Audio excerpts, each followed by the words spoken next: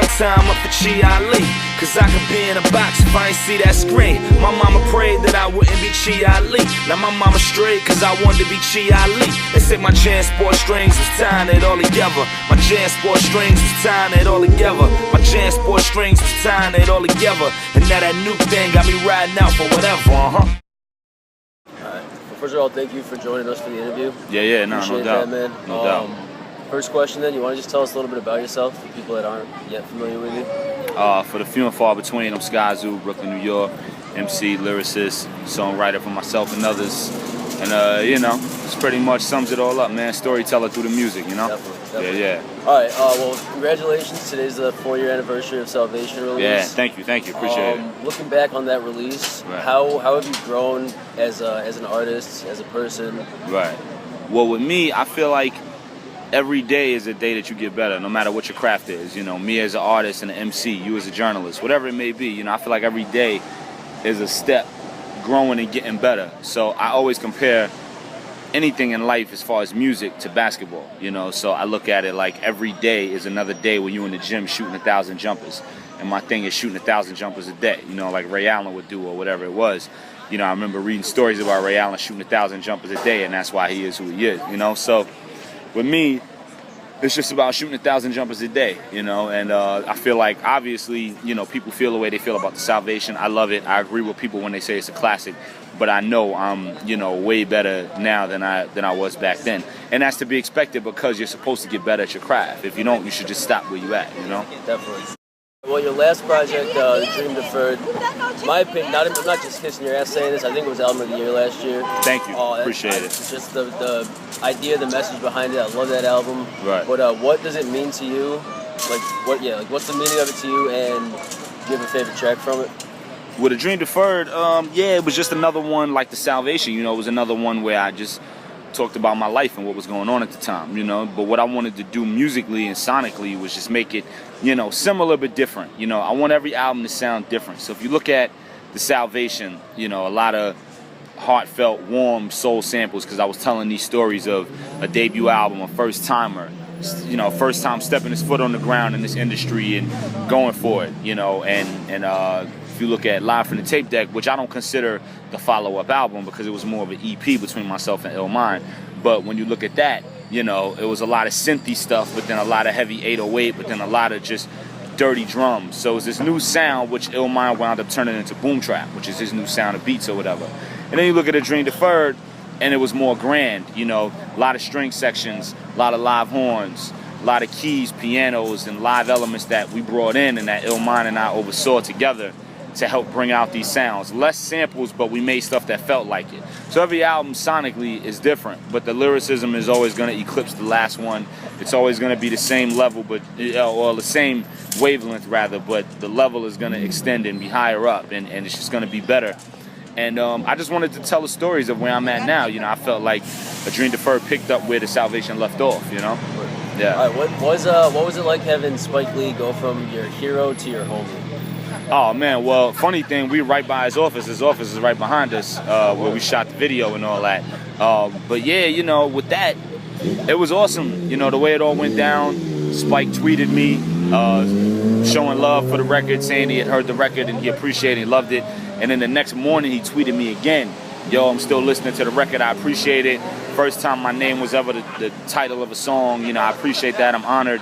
And the way it worked out was that his son, Jackson, 15-year-old son, played the record for him in the crib. You know, he has a teenage son, so regardless of who his pops is, his ear is still to the street, his ear is to the internet, whatever it may be. So he's hearing albums and music and artists, and he had the album and played it in the crib and was like, Pops, Skyzoo made a record about you. And Spike heard it and reached out.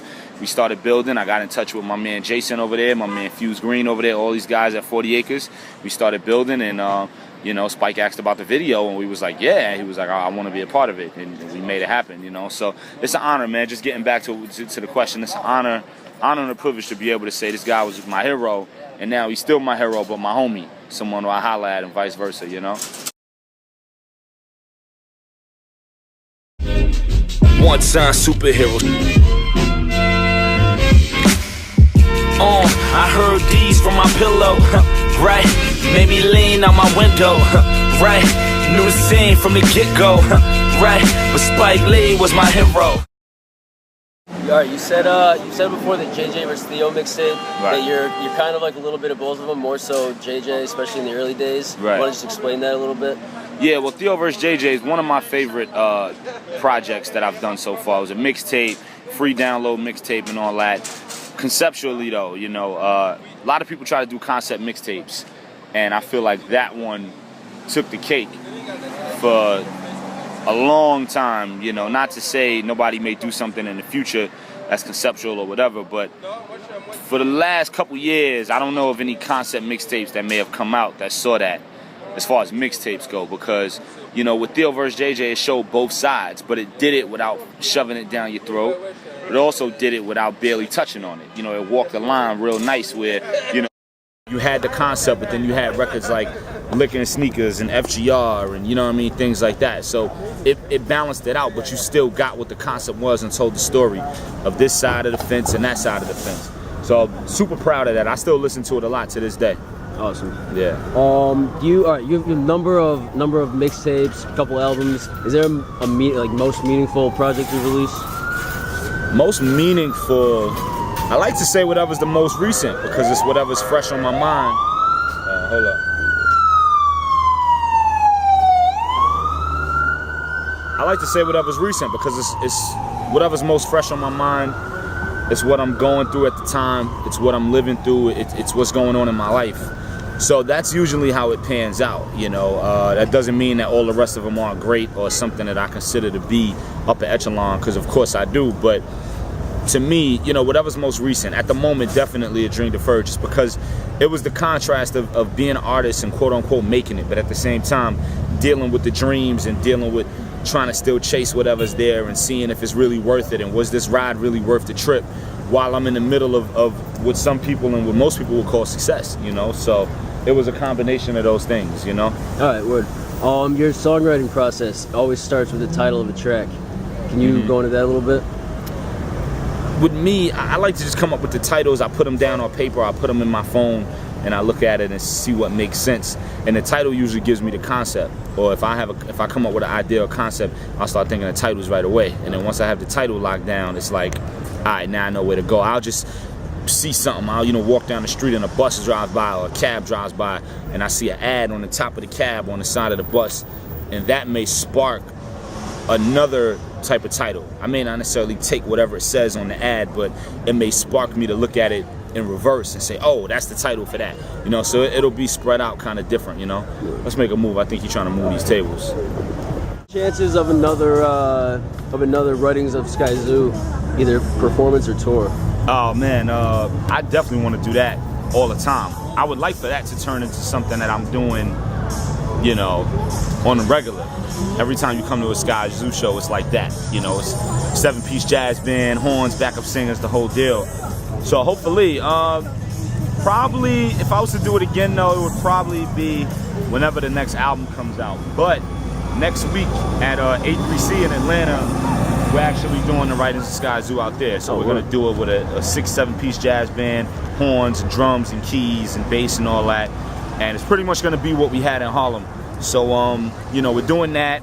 We're also releasing the Harlem show of Writings of Skyzoo. We're also releasing that as a DVD, hopefully at the end of the year, if not the top of the year. But I'm aiming to get it out by Christmas. But we're putting that on DVD, we're putting it on vinyl, we're putting it on audio, iTunes. So it'll be a live album or a live DVD experience. So awesome. Yeah. All right. What you've worked with obviously a large number of producers and artists. Who are some artists and producers you'd still like to work with? People I still like to work with. Love to work with Pharrell. I was actually listening to In Search Of today, one of my favorite albums easily. Love to work with Pharrell. Love to work with Madlib for sure. There's a lot of people. I feel like I'm drawing somewhat of a blank. I feel like there's a lot of jazz musicians I'd like to work with and see what we can turn something into. You know, even though they may not have ever produced hip hop per se. You know, seeing what we can do, what I do on my side and what they do on their side, and meeting in the middle. But I guess I would say at the moment, I mean, obviously Dre. You know, I think we all got the Dre card. Kanye for sure.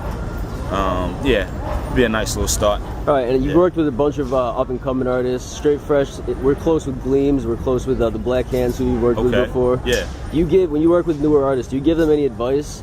And who are you a fan of that's kind of on the come up today? If they ask, if new artists ask, definitely. You know, I always say nobody ever helped me. You know, I had to do this on my own. You know, it was me and a small team that I put together around me, and we all was going for broke. But most of the way, it was me. You know, and I had to, if I fell, I had to pick it all up and keep rolling. You know, nobody was showing me how to ride a bike. I had to pick it up and roll, no training wheels, and just get busy. You know, in the middle of traffic. That's how I look at it. But so I always said, when it was my turn, I would try to prevent that from other people. You know, I would try to help people as much as I could because I didn't get the help. So I would pay it forward as opposed to doing what was done to me.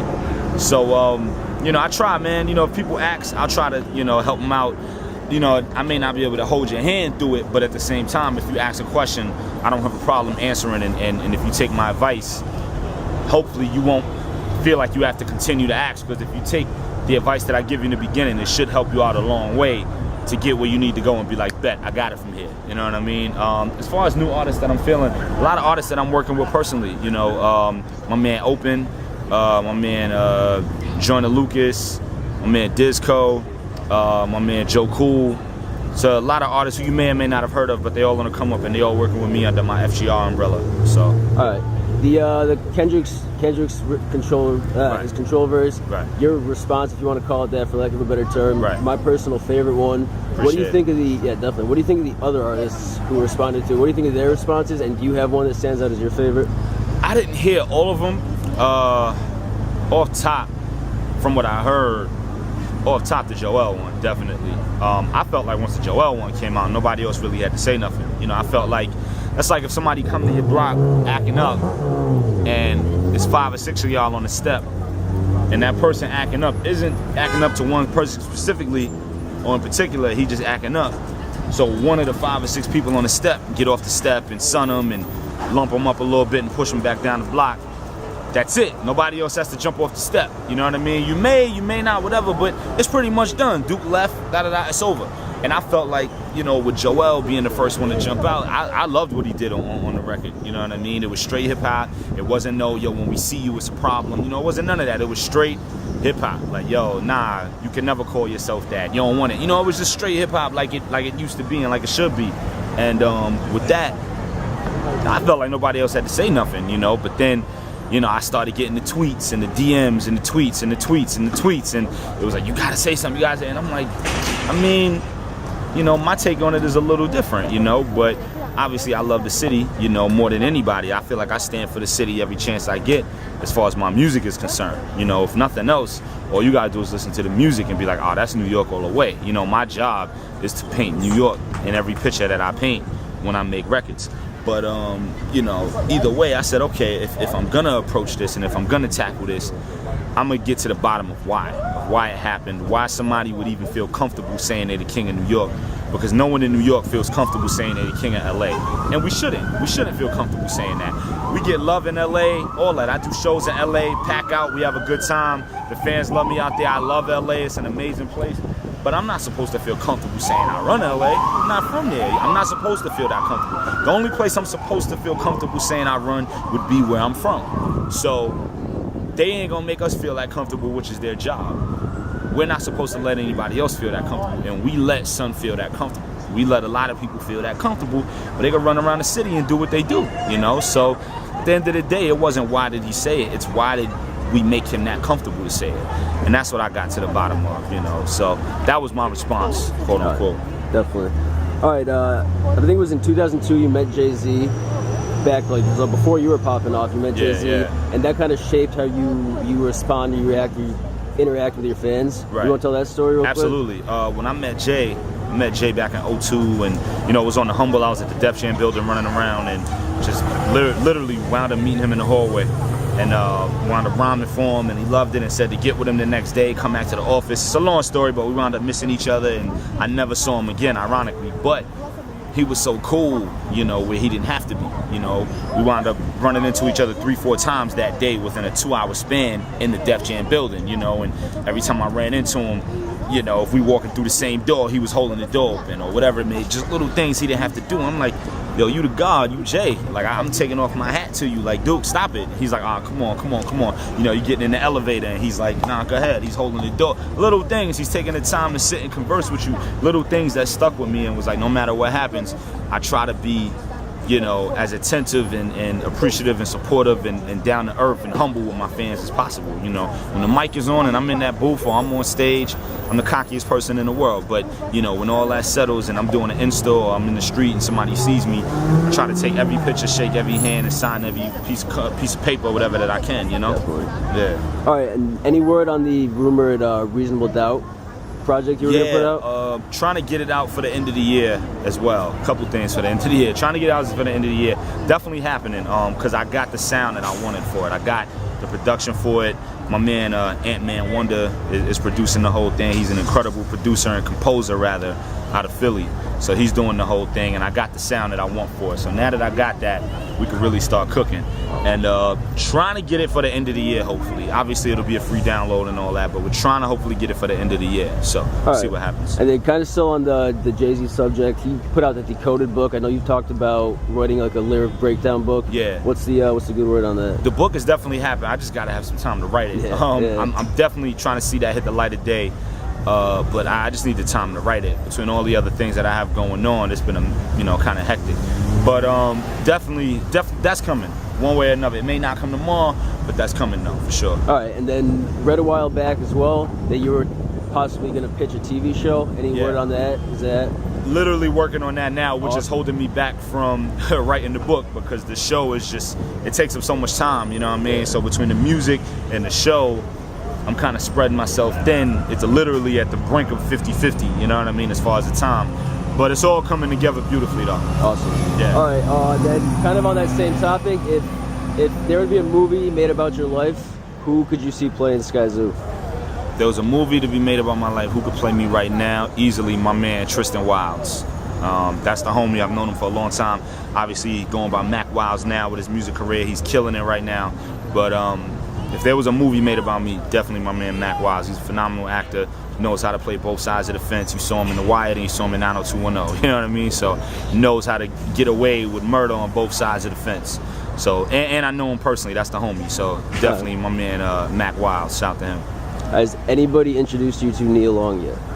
Nah, I'm still rapping. No, you're still, yeah. All right, yeah. So all right. nah. There you go. But Lord knows if I do and the numbers exchanged, 2 words, I'm gone. Yeah. What can we expect from you in upcoming releases, videos, tours? Upcoming releases, me and Torre working on the Bow Brothers album, so that's coming. We're trying to get that out next winter, like late winter, early spring. So that's coming.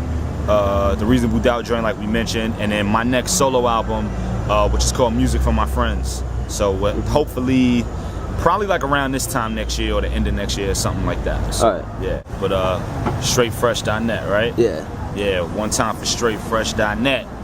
You know what it is. And if they got next, you know what it is, man. One time. Word up. All we know is Range Rover Rhythm, corner store signature. I don't do it for me, I do it for the liquor store. Said we knew what it be, knew what it's about. Trying 80,000 something